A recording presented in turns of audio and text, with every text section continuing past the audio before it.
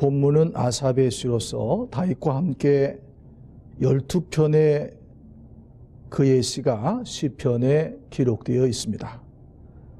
그는 성가대에서 찬양을 맡은 사람으로서 노래와 재금 연주에 아주 능한 사람으로 나와 있습니다. 그가 13절에 보면 하나님께서 받으시는 것이 있다고 했습니다. 하나님이 받으시는 것은 숫소의 고기와 염소의 피를 즐겨서 이스라엘 백성들에게 제사를 원하는 것이 아닙니다. 왜냐하면 이 세상의 주인은 우리 하나님이기 때문입니다. 10절에 보면 산림의 짐승들과 천산의 생축이 다 내 것이라고 말씀하셨습니다. 모든 것의 주인이 하나님이신데 하나님이 우리에게 뭘 요구하시겠습니까? 하나님은 우리에게 진정한 감사를 원하십니다. 하나님께서 원하시는 것은 재물이 아니라 하나님의 백성이 드리는 감사의 제사, 감사의 예배를 원하신다는 것입니다. 시편 50편 오늘 23절에 감사로 제사를 드린 자가 나를 영화롭게 하나니 그의 행위를 옳게 하는 자에게 하나님의 구원을 보이리라. 오늘 저는 이 말씀을 중심으로 해서 감사로 제사를 드리는 자, 이런 제목으로 하나님의 말씀을 전하고자 합니다. 첫째로 하나님은 우리에게 풍성한 은혜를 주십니다. 미국의 유명한 신학자인 라인홀드 니버는 그리스도인의 세 가지 덕을 믿음과 소망과 사랑 가운데 한 가지를 더 추구한다면 그것은 감사라고 말했습니다. 14절에 감사로 제사를 드리며 제존하신 이에게 내 소원을 갚으라, 이렇게 말씀하셨습니다. 성경에는 감사라고 하는 단어가 수백 번 나와 있습니다. 하지만 바울은 하나님을 떠난 인간에 대해서 로마서 1장 21절에 하나님을 알 때 하나님을 영화롭게도 하지 아니하고 감사치도 하지 아니한다 라고 말했습니다. 왜 오늘날 사람들이 감사하지를 못하는 것입니까? 그것은 그들의 삶에 만족이 없기 때문에 그렇습니다. 반대로 얘기하면 불평불만이 많이 있다는 것입니다. 오늘 크리스찬들은 자족할 줄 아는 삶, 바로 크리스찬의 삶인 것입니다. 사도 바울은 빌립보 교인들에게 이 자족할 줄 아는 삶에 대해서 말씀하셨습니다. 자신은 차디찬 로마 감옥에 있으면서도 이 자유로운 빌립보 교인들을 향해서 이렇게 말했습니다. 빌립보서 4장 11절과 12절에서 내가 궁핍함으로 말하는 것이 아니라 어떠한 형편에든지 나는 자족하기를 배웠나니 나는 비천에 처할 줄도 알고 모든 일 곧 배부름과 배고픔과 풍부와 궁핍에도 처할 줄 아는 일체의 비결을 사도 바울이 배웠다라고 그렇게 말했습니다. 바울은 감옥에서도 자족할 줄 아는 그러한 마음을 가졌습니다. 인간의 욕심이란 끝이 없습니다. 마셔도 갈증이 태워지지 않는 그런 바닷물처럼 말입니다. 오늘날 사람들이 고통 속에서 살아가는 것은 감사할 줄 모르고 그들이 탐욕에 젖어 있기 때문입니다. 이런 글을 인터넷에서 보았습니다. 만일 이 지구촌이 100명이 있는 마을이라고 가정하면 그 중에 20명은 영양실조에 걸려 있다는 것입니다. 그리고 1명은 굶어 죽기 직전이고 15명은 비만이고 그리고 18명은 깨끗하지 못한 물을 먹고 있다는 것입니다. 만약에 우리가 은행 계좌를 가지고 있다면 우리는 100명 가운데, 지구촌의 100명 가운데에서 가장 부유한 30명 안에 드는 사람이라는 것입니다.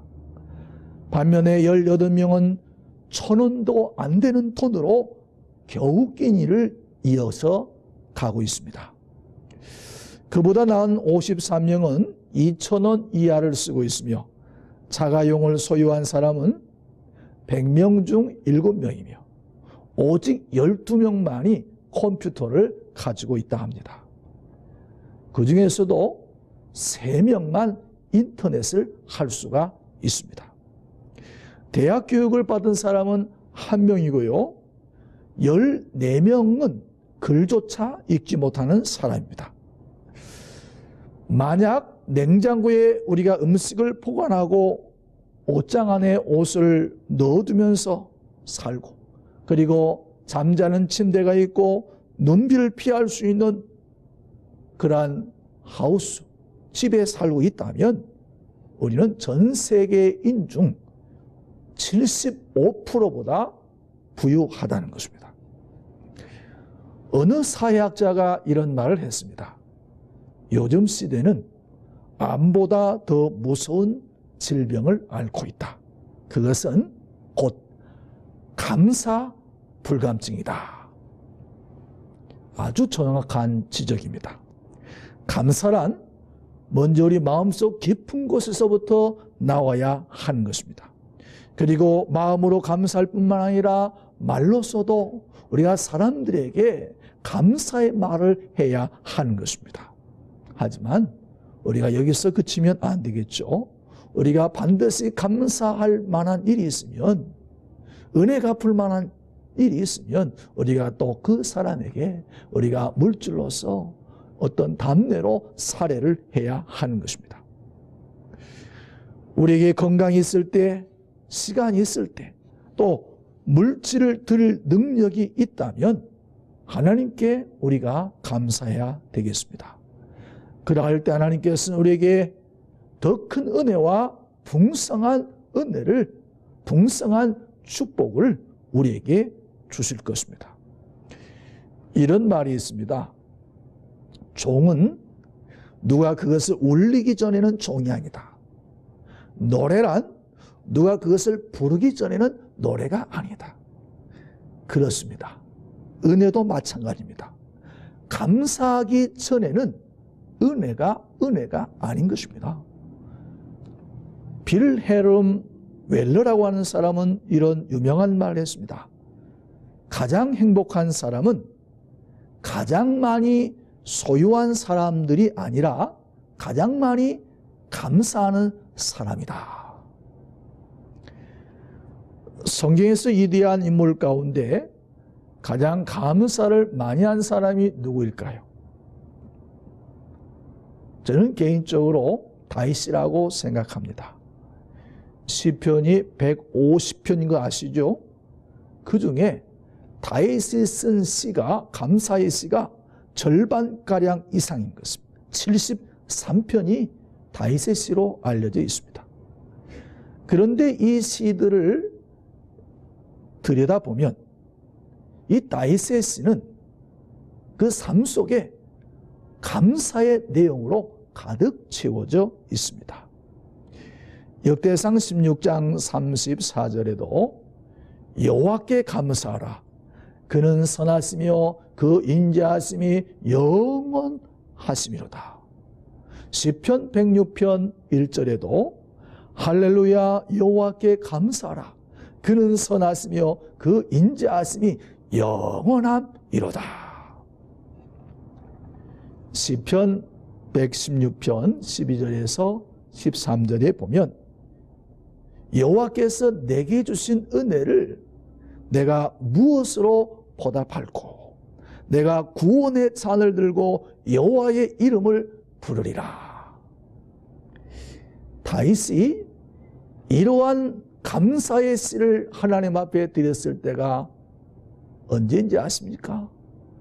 그것은 다윗이 병들어 있을 때인 것입니다. 그런 가운데서도 다윗은 자기 몸이 병들어 있는 가운데서도 다윗은 하나님 앞에 감사의 시를 지어서 감사의 노래를 부른 것입니다. 그렇기 때문에 하나님께서 다윗을 위대하게 하셨고 크게 하셨고 다윗의 후손을 통해서 예수 그리스도가 오시게 된 것입니다. 뿐만 아니라 다윗이 치세하는 동안은요 가장 많은 영토를 확장하였습니다. 그리고 태평성대를 이루었으며 다윗 왕 때 가장 평안하였습니다. 이렇듯 하나님은 감사한 자에게 축복을 주십니다. 하나님은 감사하는 자에게 더 풍성한 은혜를 주십니다. 사랑하는 성도 여러분, 작은 것부터 감사하시기 바랍니다. 일상적인 것부터 감사하시기 바랍니다. 그리고 더 나아가서 고난과 질병, 궁핍 가운데에서도 하나님 앞에 감사할 수 있는 진정한 크리스찬들이 되시기를 바랍니다. 둘째는 감사는 하나님을 영화롭게 합니다. 23절에 감사로 제사를 드린 자가 나를 영화롭게 한다. 그렇게 말씀했습니다. 그러니까 감사가 빠진 제사, 감사가 빠진 예배, 감사가 없는 그 모든 그러한 신앙의 행위는 하나님이 기뻐하지 않는다는 것입니다. 우리의 모든 신앙의 행위 속에는 감사가 들어가 있어야 되는 것입니다. 우리가 특별히 하나님 앞에 한 주간 드려지는 이 예배 속에서도 하나님 앞에 감사한 마음으로 우리가 예배를 드릴 때 하나님께서 우리를 귀하게 여기시고 바로 그것은 하나님을 영화롭게 해드리고 하나님께서 우리에게 은혜로 채워주시는 것입니다. 우리는 한 주간 지나온 삶에 대해서 우리가 주일날 예배 드릴 때 하나님 앞에 감사한 마음을 가지고 또 하나님께서 한 주간 동안 우리를 이 환난 많고 어려운 세상 가운데서 지켜주심에 대해서 감사할 수 있어야 하는 것입니다. 우리를 이 죄악 많은 세상에서 지켜주시고 구원하신 하나님 아버지께 감사하는 마음을 가져야 합니다. 하루에도 무슨 일이 일어날지 모르는 이 세상에서, 이 악한 세상에서 우리를 지켜주심에 대해서, 원수의 손에서 지켜주심에 대해서 우리가 감사해야 하겠습니다. 요즘 날씨가 얼마나 덥습니까? 참 덥습니다. 이 무더운 날씨 속에서도 하나님께서 우리의 건강을 지켜주심에 대해서 우리가 감사할 수 있어야 하겠습니다. 특별히 지난 6개월 동안 하나님의 은혜 속에서 살아왔음을 하나님이 지켜주시고 보호해 주신 은혜를 감사해서 우리가 특별히 감사의 이물을 드리는 날이 맥주감사 주일입니다. 이 맥주감사 주일은 구약성경에 77절 혹은 오순절로 이렇게 나와 있습니다. 이날은 모세가 하나님께 십계명을 받은 날입니다. 신약시대에 와서는 마가의 다락방에 성령이 강림하신 날입니다. 이 나라 이스라엘 백성들은 광야 40년 동안의 메마름과 고통의 시간을 지나서 하나님이 주신 약속의 땅인 가나안 땅에서 땅을 갈고 씨를 뿌려서 그리고 잡초를 제거해서 처음 익은 열매, 첫 수확을 하나님께 드림으로 감사의 제사를 드렸던 것입니다. 이것은 하나님이 명령하신 것입니다. 너희들이 이 가나안 땅에 들어와서 이렇게 풍성한 수확을 거둔 것은 하나님의 은혜임을 깨달아야 된다라고 하는 것입니다. 그래서 곡식의 처음 열매는 다 하나님의 것이라고 말씀하셨습니다. 그것을 만물이라고 그랬죠. 처음 열매. 저는 농사를 짓는 사람은 아니지만 모든 열매에는 만물과 끝물이 있더만요.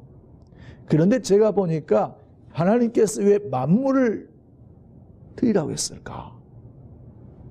농사를 지어보지 않았지만은 제가 농사 짓는 사람들을 통해서 들어보니까 이 첫 열매, 이 만물이 가장 실하고 가장 좋고 가장 영양가가 있습니다.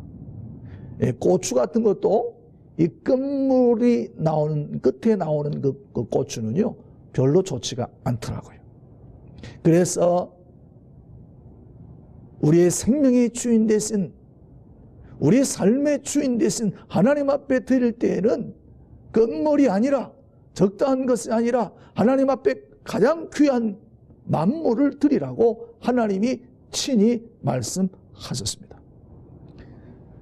그런데 말라기서에 보면 이스라엘 백성들이 하나님 앞에 제사 드릴 때요, 말라기 시대에는 좋은 것은 다 자기들이 취하고 병든 거, 저는 거, 별로 상품 가치가 없는 거, 이런 것들을 하나님 앞에 가져와 가지고 그것을 하나님 앞에 드렸어요. 그런데 하나님께서, 살아계신 하나님이 그것을 보시고 하나님이 뭐라고 말씀하셨습니까? 야, 너희들이 드리는 제사 이제 더 이상 안 드렸으면 쓰겠다. 그 성의가 없는 제사, 감사가 없는 제사, 그거 안 드렸으면 쓰겠다. 하나님께서 왜 이런 말씀을 하셨겠습니까? 여러분들 진정한 마음의 감사가 그들 가운데 없었기 때문에 하나님께서 성전문을 차라리 닫는 것이 낫겠다, 이렇게 말씀하신 것이지요. 이런 생각을 가진 사람들이 있을 것입니다. 내가 수고하고 땀 흘려서 생긴 결실인데 뭐 하나님 앞에 이렇게 꼭 드려야 되느냐, 이런 생각을 가진 사람들이 있습니다. 그런 사람에 대해서 뭐라고 하십니까? 하나님을 잊어버린 자여, 이제 이를 생각하라. 그렇지 아니하면 내가 너희를 찢으리니 건질 자 없으리라. 무슨 말입니까? 감사를 잃어버린 사람, 감사를 잃어버린 그런 개인이나 가정이나 민족이나 국가는요, 하나님이 복을 주지 않는다는 것입니다. 감사하는 개인, 가정, 국가에게 하나님이 반드시 복을 주십니다. 하나님을 잊었다라고 하는 것은 삶 속에 감사가 없다는 것입니다. 하나님의 은혜에 대해서 감사하지 않고 있다는 것입니다. 모든 것이 우연이고 나의 노력의 결과요, 그리고 내 자녀들이 똑똑해서 얻은 결과이지 무슨 주님의 풍성한 무슨 얼어 죽을 무슨 은혜인가, 이렇게 생각한 사람들도 있을 것입니다. 우리가 세상 사람들처럼 이렇게 감사, 하나님에 대한 은혜를 잊어버리고 산다면 하나님께서 그의 인생을 찢으시겠다. 무슨 말이지 않습니까? 여러분들 감사를 회복할 수 있기를 바랍니다. 미국의 19세기 영혼의 찬양 사역자로 잘 알려진 화니 크로스비는 생후 6개월 만에 실명을 하게 되었습니다. 하지만 그는 좋은 애할머니의 노력으로 산책을 하면서 대자연에서 하나님을 느낄 수가 있었습니다. 그런데 한 번은 그분에게 한 사람이 물었습니다. 당신은 당신의 눈을 멀게 한 이 돌팔이 의사가 원망스럽지 않습니까? 그때 그녀는 이렇게 대답했습니다. 저는 그 사람을 비난하지 않습니다. 그분을 다시 만난다면 이 세상에서 가장 놀랍고 귀한 선물을 제게 주셔서 감사하다고 말할 거예요. 이분은 그러한 감사의 은혜로 여러분들 무려 찬송가를 9,000편을 찬송가를 지었습니다. 그 중에 우리가 잘 아는 화인 크로스비가 지은 찬송가 가운데서 찬송가 435장 나의 영원하신 기요, 288장 예수로 나의 구주 삼고, 수많은 찬송가를 만들어서 오늘날 사람들의 영혼을 살리고 있습니다. 시편 50편 23절에 감사로 제사를 드린 자가 나를 영화롭게 한다. 하나님을 기쁘게 하고 영화롭게 하는 저와 여러분이 되시기를 바랍니다. 셋째는 감사하는 자에게 하나님의 구원이 나타납니다. 감사하는 마음은 하나님을 즐겁게 하고 하나님을 영화롭게 할 뿐 아니라 하나님께서 그에게 그의 삶 속에 놀라운 구원의 역사를 일으켜 주십니다. 하나님이 인간에게 나타났으면 모든 문제는 해결되는 것입니다. 우리 하나님께 인정받는 비결이 있는데 그것은 뭘까요? 하나님 앞에 감사하는 것입니다. 입술로 감사, 마음으로 감사, 우리가 물질로 감사할 때 하나님께서 우리의 삶의 문제를 해결해 주십니다. 시편 50편 23절에 감사로 제사를 드린 자가 나를 영화롭게 하나니 그의 행위를 옳게 하는 자에게 하나님의 구원을 보이리라. 여기서 행위를 옳게 하는 자가 무엇일까요? 구원받은 자로서 감사하는 삶인 것입니다. 감사하는 마음인 것입니다. 감사하는 마음으로 예배하고 감사한 마음으로 기도하고 감사한 마음으로 찬양을 드리고 감사한 마음으로 하나님 앞에 예물을 드릴 때 하나님께서 그의 삶을 축복해 주십니다. 다윗의 오대손이며 아사의 아들이어서 남한국 유다의 네 번째 왕인 여호사밧이 있죠. 이 여호사밧의 이름의 뜻은 여호와께서 심판하시다라고 하는 뜻입니다. 그런데 이 여호사밧 유다 왕이 그 사돈을 북왕국에 있는 아합 왕하고 사돈을 맺었어요.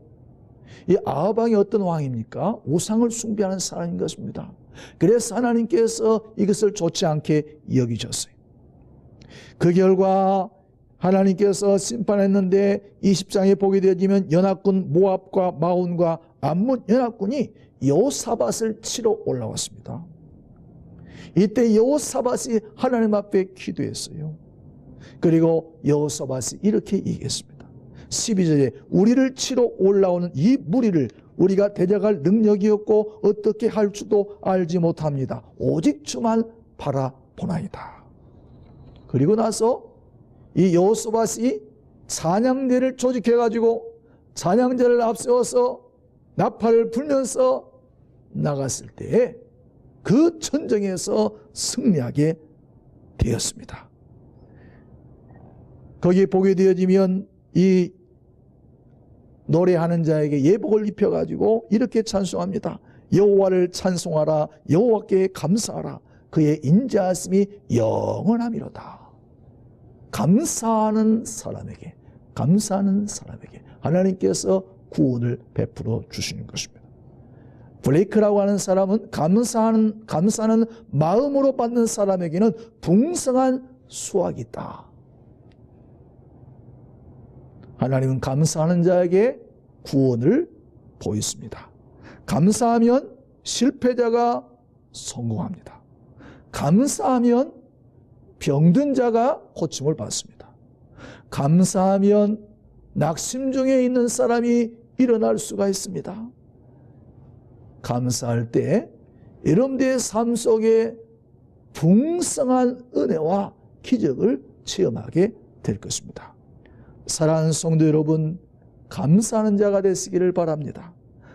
감사함으로 하나님의 풍성한 은혜를 체험하시기 바랍니다. 감사함으로 주님을 기쁘게 하고 영화롭게 하고, 감사함으로 하나님의 구원을 여러분들의 삶 속에서 체험하는 저와 여러분들이 되시기를 주의 이름으로 축복합니다.